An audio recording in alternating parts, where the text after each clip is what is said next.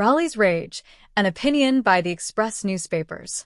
Out of the blue, Prime Minister Dr. Keith Rowley last week launched a missile attack on the opposition United National Congress, UNC, across the seas from Samoa, where he is attending the Commonwealth Heads of Government meeting, CHOM.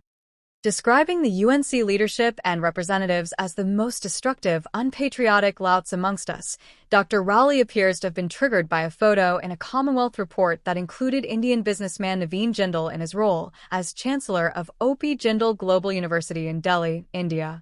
Inside the back cover page of this document is a photograph that has been received, without murmur, by 56 Commonwealth countries, represented by their kings, prime ministers, and other leaders, declared Dr. Rowley in a Facebook post stamped 9:32 a.m. last Friday.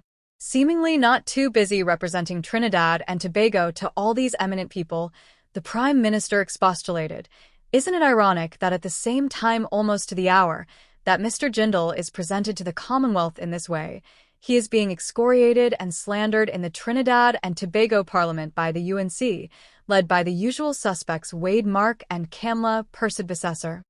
A back cover photo in a report hardly rises to the level of presented, but that shows how far Doctor will stretch to justify a political attack. Nor did he offer any new arguments, having fully expounded on this matter last August when Jindal, who the government had been wooing to buy the mothballed Pointe-à-Pierre refinery, opted out of the deal. Dr. Rowley's choice of words might have raised eyebrows even if used on a campaign platform in his Diego Martin West constituency, but for him to describe opposition members as louts while engaging a world stage is unbecoming of a prime minister. Moreover, with the country still in the midst of a sensitive discussion on bullying, Dr. Rowley's language was even more unseemly. In October 2009, then Prime Minister Patrick Manning took parliamentary time to lengthily criticize Dr. Rowley, who he had removed from cabinet in April over disagreements involving the Urban Development Corporation of Trinidad and Tobago, UD. "The minute you oppose my good friend, he gets very, very angry.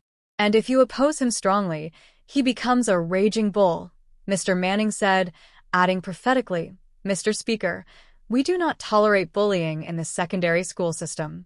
And we not tolerating bullying in the cabinet." Dr. Rowley's critics have frequently quoted these words since he overcame that setback to become political leader of the PNM less than 1 year later, in May 2010. Yet, rather than changing his behavior to avoid giving such openings, Dr. Rowley has repeatedly lived up to the late Mr. Manning's description. The Jindal debacle is only one such red flag.